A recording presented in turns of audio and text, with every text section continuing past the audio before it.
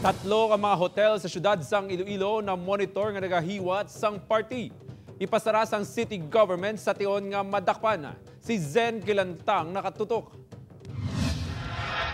Hugot nga ginabantayan sang Iloilo City Government ang mga hotel, pension houses kag pila pa ka mga accommodation establishment matapos nga may nagreklamo kay Mayor Jerry Triñas nga may 3 tubtob 4 ka mga hotel ang nagahiwat sang private party sa diin ginadumilian ini sa idalom sang Interagency Task Force guidelines ilabi na nga posible ini nga halinan sang local transmission. Kundi violation na sang protocols because pwede kita ka-allow sa hotel nga mausar ang isa ka kwarto but only for purposes nga either tourism or sa quarantine, no?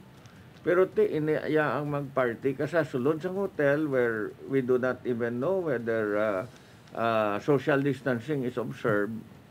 Aside sa may istorya pa nga may nagainom kag naga-drugs.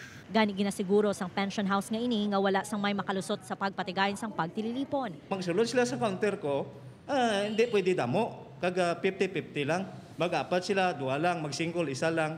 Sunod sa Department of Tourism Region 6, ginapahanugutan ang mga hotel nga magbukas kung may accreditation ang maini kag Certificate of Authority to Operate. Essential work events lang ang sarang i-accommodar sa mga establishmento kag 30% lang sang venue capacity.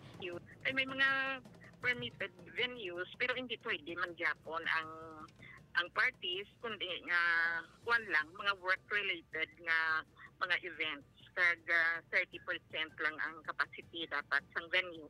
Sa tion nga madakpan ang mga hotel nga nagalapas sa pagsulundan, igakansela naman sang DOT ang ilang mga accreditation kag ipasara sang LGU ang negosyo. Samtang duha ka semana nga moratorium nga ginhinyo sang city government sa locally stranded individuals ang ginaprubahan na sang Regional Interagency Task Force. Umpisa subong adlaw temporaryo nga ginsuspende ang pagbaton sang syudad sa mga magapauli nga LSI. Magalawig ang moratorium tubtob sa Enero 21.